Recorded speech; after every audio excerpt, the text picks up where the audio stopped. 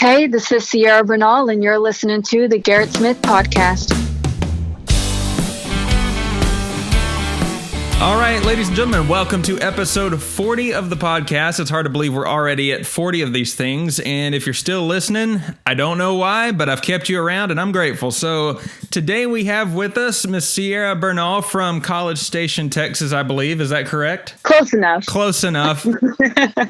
I've lived multiple places, but I've been stationed near Houston for a good while, but it's all good. I travel around. Everywhere is my home at this point, except for during this time when I can't go anywhere. Talk That is true. I kind of feel that way about the state of Texas. People are, where are you from? I'm like, well, all of it. Mm-hmm. Well, you talking about being kind of stuck in one spot. You know, what all have you been up to this past year? I mean, this is probably the most redundant question I ask everybody because it's like, how's the pandemic treating you? I'm like, okay, I don't want to sound like, unprecedented times or new norm. I'm just like, all right, what have you been up to? No, it's an interesting question because I feel like this is definitely a different time for everybody. It's definitely been interesting, both personally and business-wise. I had a lot of shows canceled, as so did many of artists, but I dyed my hair and got a new tattoo and I went skydiving. So that's a pretty good indication of how I've been doing. So needless to say, you didn't stop living at all. I mean, that's awesome. I mean, I definitely changed. I was precautious because I did actually get COVID and I was fine. But I, of course, especially with my sister, she's got, chronic lung disease and stuff. So I was as careful as I could be with the job that I have, I wore my mask when I was told to, I was just doing whatever people said I should try and do just to keep, the people who are vulnerable safe. Cause I knew I'd be okay. I'd already had it, but no, it did slow things down. Yeah. Well, that's still scary though. I mean, it's good that you're feeling better and good that everybody's okay. It's definitely kind of hard to maneuver because there's even people who treated it safely and they still got it. And it's just like, you just never know. So I'm glad you're feeling better though. Me too. Well, and this was not in the pre-approved questions for this podcast, but I have to ask, were you scared or thrilled when you jumped out of the airplane? Both. Honestly, my favorite part was jumping out. And people look at me they look at me wild when I say that. But it's just, in my mind, I thought I already paid. I've just got to do it. There's no refund. You got to jump. Got to jump. Best motivation. It's like, man, I just had another show canceled. Just do it, Sierra. Well, and so speaking of just going for it and taking the jump because there's no refunds, you've been working on new music lately. How's that been going? It's been going really well. I'm excited. I don't have a date that I can talk about yet, but I've been working really hard for a good time to make this a really full and well-rounded album. And I really think there are some songs that everyone will relate to in the midst of all the tea. Yeah. Well, it's always good to wait till it's ready. On the last episode, I was previewing my own upcoming double release, and I said February 19th, and then the studio got hit with ice and froze over. And so it's kind of like, well, just kidding. When you get it, you get it. I don't know the date now either. Well, it's been difficult recording because of COVID and everything. I've had to completely change how I usually do things, which has been a challenge that I appreciate in a way, because I've definitely learned things I was not expecting to have learned.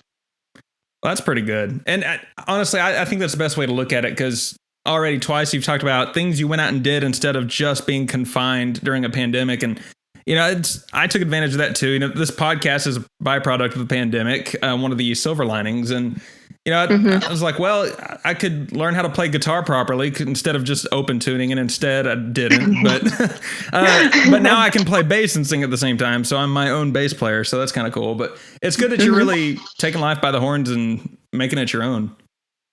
Thank you. I mean, that's what you got to do. You just got to make the best and try to smile about it as much as you can. Well, speaking of, doing things a certain way, I usually start these things off with one of the guest songs. And so I'm going to let you pick which song we kick this thing off with. Let's go with Sometimes I Get Cold.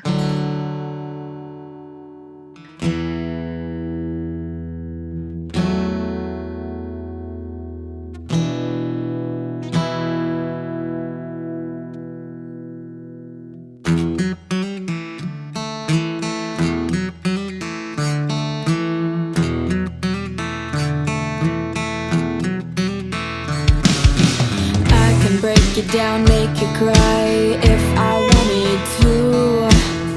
Not saying that I would, but that's a thought you should hold on to. If you dish it out, don't be surprised if it's returned. You better watch yourself, or honey, you'll get burned.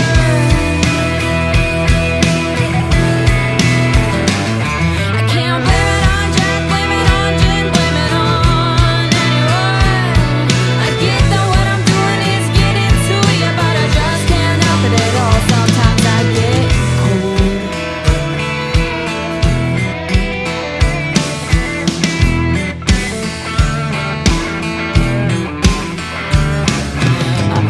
Seem to feel the fan more when you're around. You can turn it off, but it'll get turned on again somehow.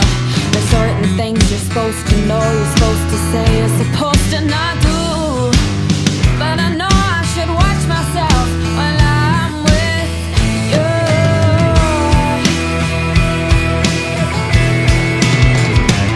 I can't blame it on Jack, blame it on Jen, blame it on anyone. I get that what I'm doing is getting to you, but I just can't help it at all, baby. Sometimes I get cold. Hand me a jacket, won't you?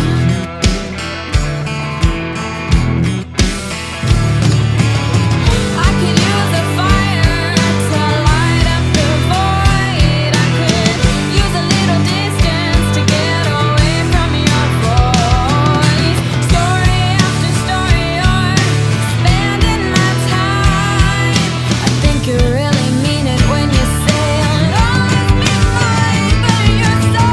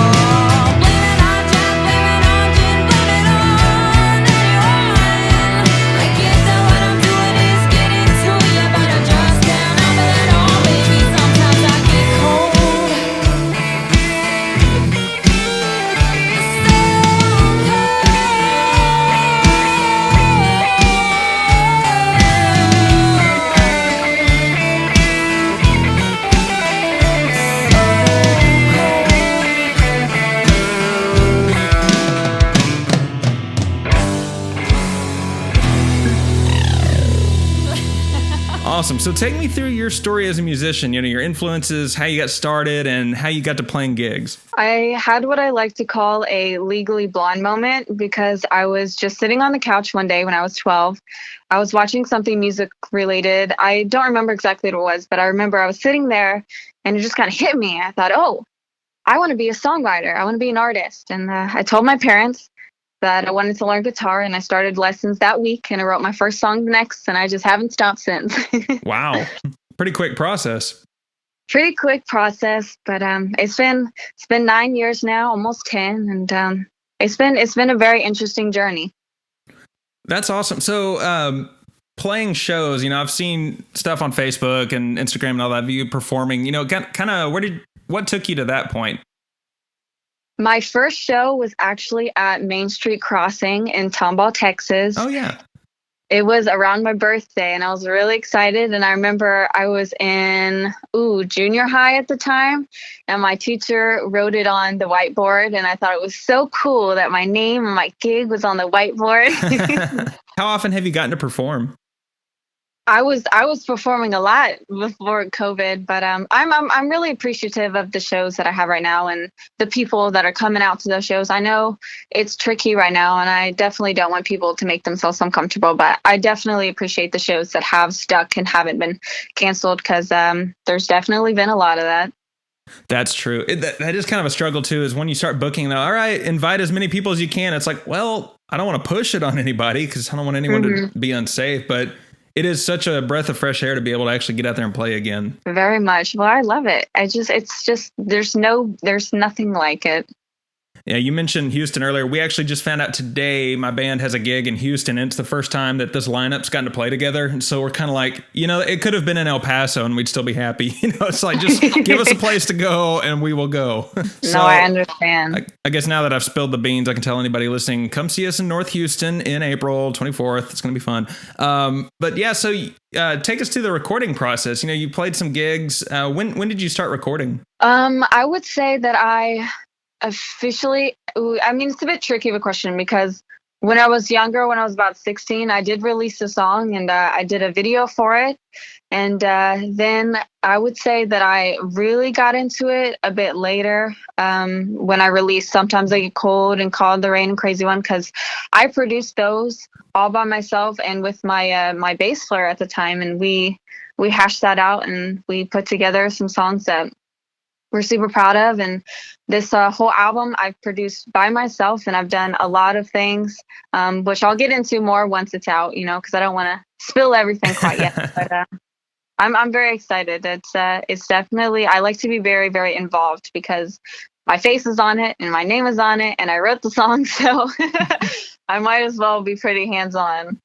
That's so cool. Well, I'm going to take another song break here so people can hear what you've got out there so far. And for this one, I think I'm going to go with Called on the Rain.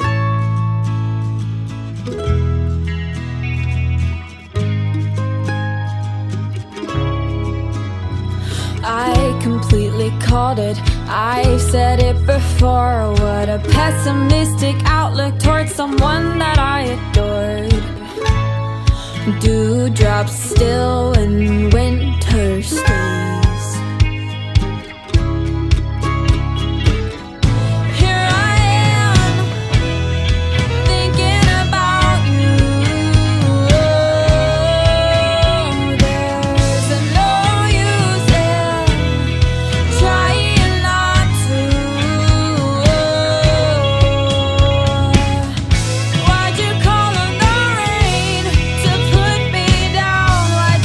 Call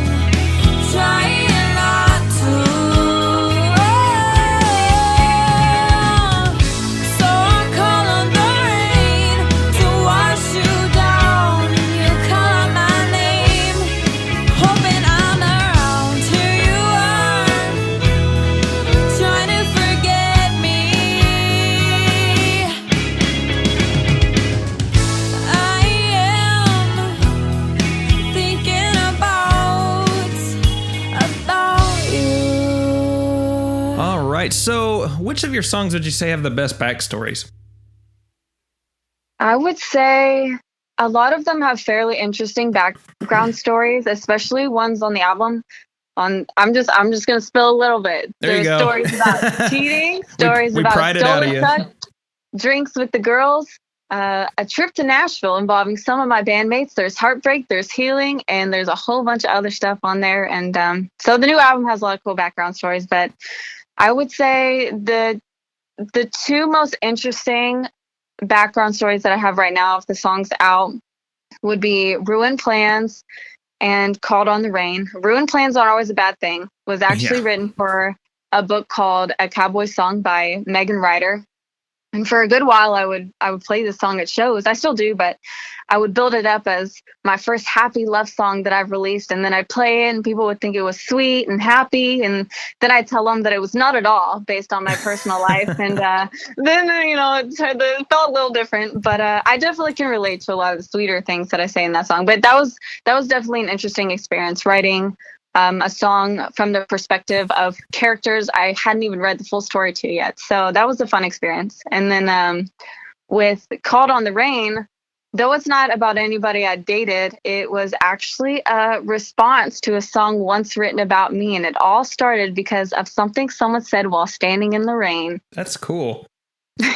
Like it's interesting how some people will dive into the story of a song and be like, yeah, this one's a sequel to another song. It's like, oh, well, you don't really think of that being a concept, but it is. And responding to another song with a song, I'm like, that's pretty cool, because that one, you never know how much it's going to build up. Thank you. So of all your songs, if you had to pick one that means the absolute most to you, which would it be?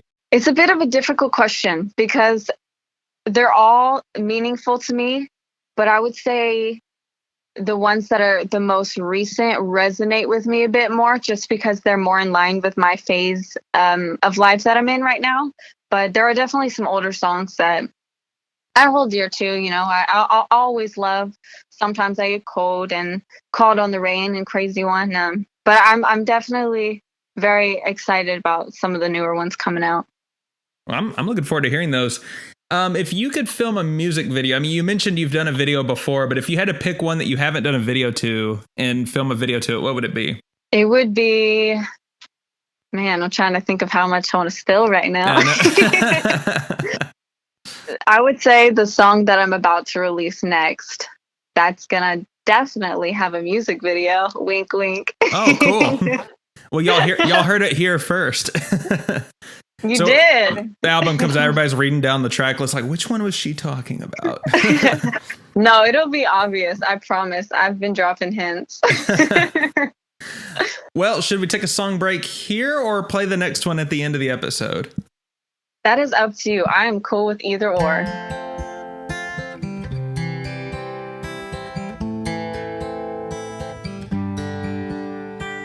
Planting new roots, water and dirt, growing from the places we were. Family photos were covered in dust, the frames turned down until we became us. When the sun came up and washed me down, I never thought it could look like you, but here we are, standing face to face, my beautiful light. I wouldn't change a thing, 'cause your kiss covers my eyes from the things in the world that aren't right. I wanna be with you all night and wake up with you next to me. If your heart is all I hold, I'll be the safest place it's ever known. There ain't a word I'll leave untold to tell you how much you mean to me. I never planned on loving someone so deeply, but ruined plans aren't always a bad thing.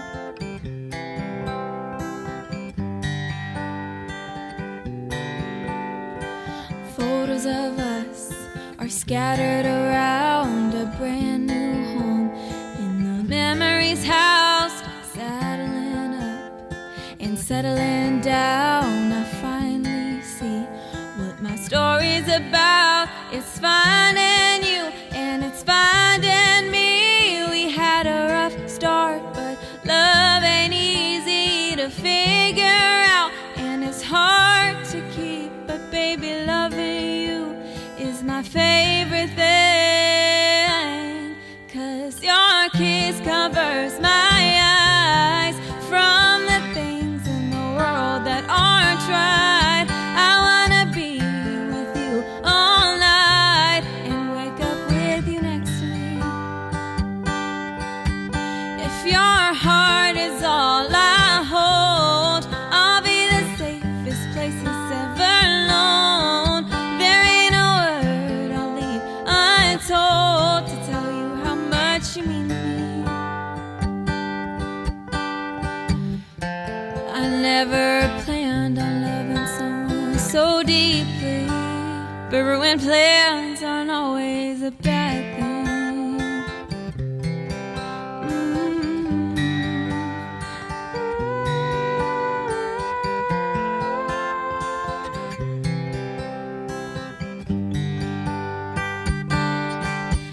Cause your kiss covers my eyes from the things in the world that aren't right. I wanna be with you all night and wake up with you next to me.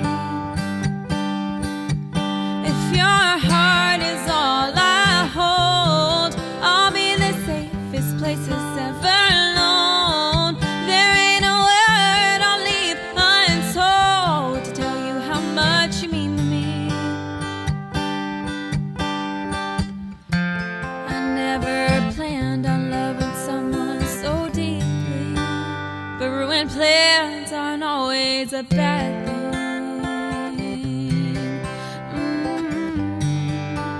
Ruined plans aren't always a bad thing.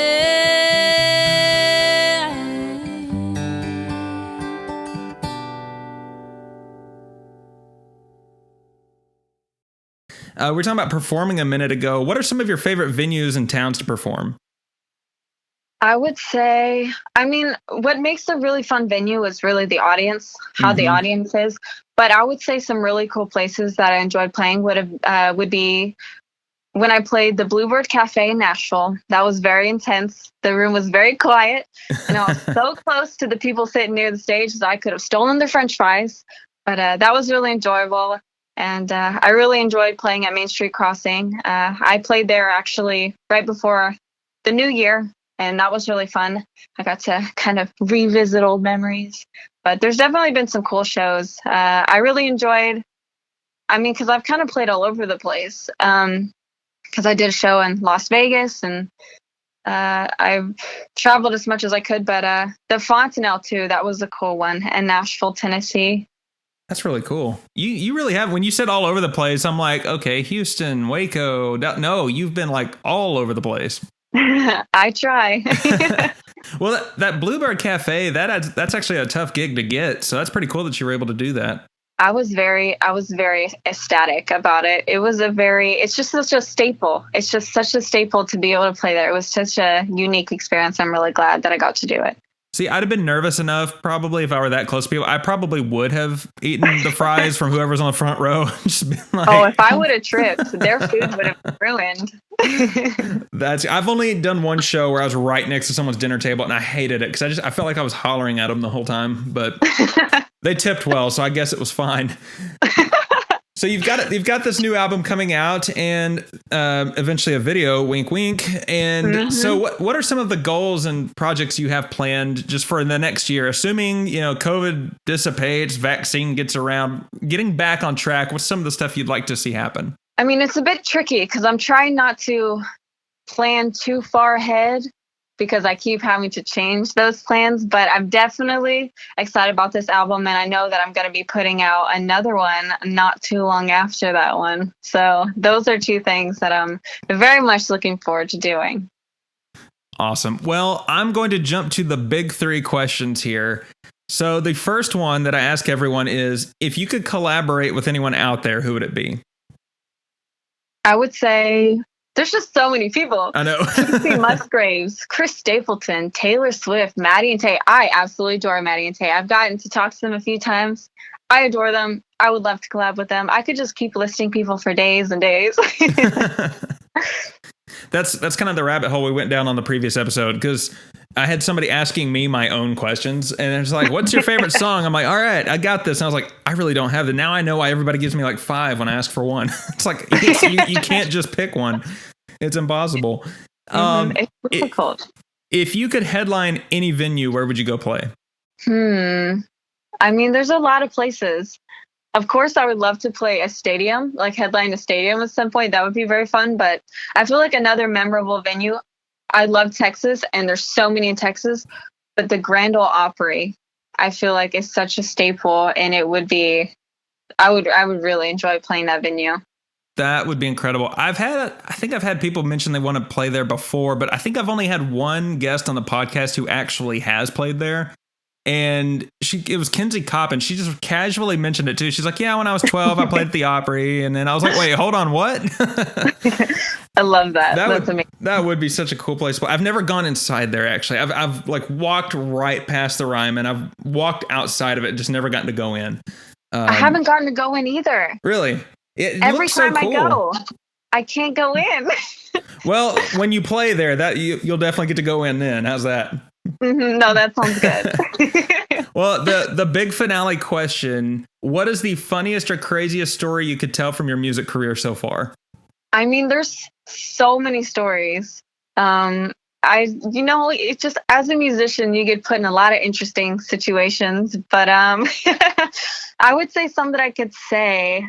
I actually talked about this one a bit. I'll bring up two. I'll shorten them to make them sweet. But I actually talked about this on my YouTube channel, because during this time I figured I can put more videos out. That's something I could invest some time into, and so I did a story time about this. But I was playing this festival and actually got the audience count wrong. There was about 10,000 people there, and I was playing the show, and it was the biggest one that I had done at the time, and I was playing, and there was wasps all in the headlights. Oh, no. Or the lights up top, and they were flying around, and I'm terrified of wasps. I'll tell you, I think I'd rather fight a bear than a bunch of wasps. I'm terrified of wasps.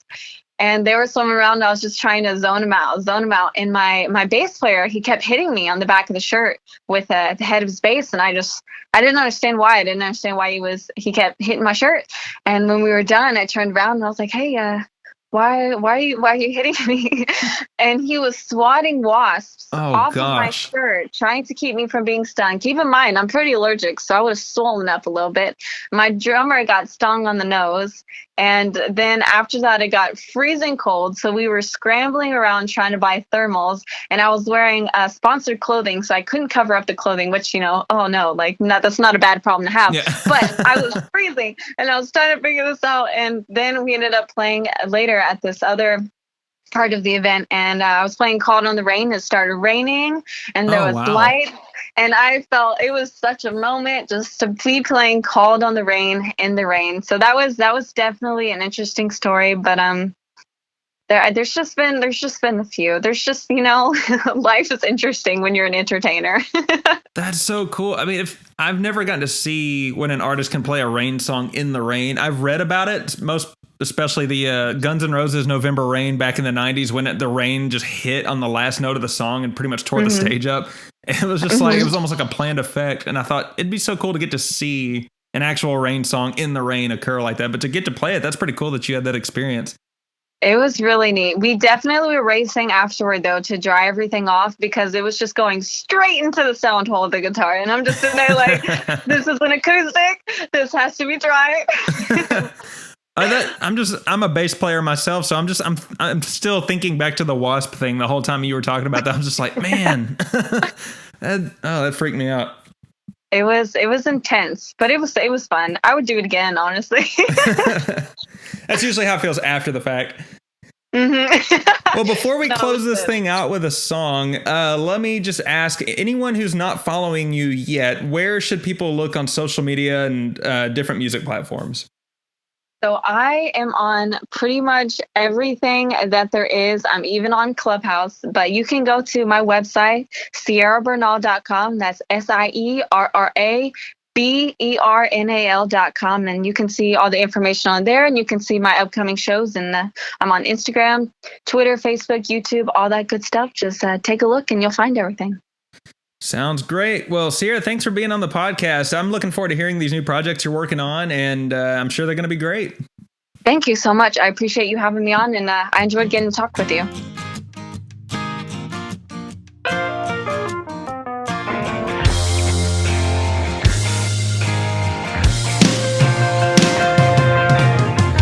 Spent all my dimes buying time to think about you.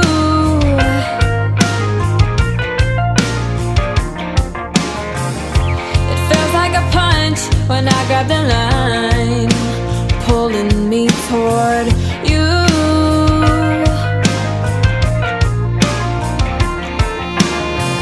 I must have missed something, 'cause I'm getting dragged into nothing good. I must make sure not to tell you. Hey, maybe I'm the crazy one, getting mixed up, but I just really want to spare your heart and save your time. Hey, maybe I'm the crazy one, trying to fight what I might want. I get away, but I fall in again. This twister I've been tied to is making me sick. I gotta admit that, maybe I'm the crazy one. What it costs being lost when you know what you want to do.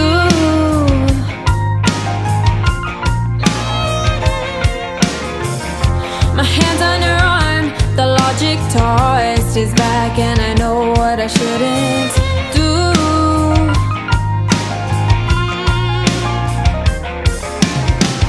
You slowly sneak next to me, I slowly sneak away. Perplexed and tired, been thinking about if I should say, hey, maybe I'm the crazy one, getting mixed up, but I just really want to spare your heart and save your time. Hey, maybe I'm the crazy one, trying to fight what I might want. I get away, but I fall in again. This twister I've been tied to is making me sick. I gotta admit that, babe, maybe I'm the crazy one. Maybe I'm the crazy one.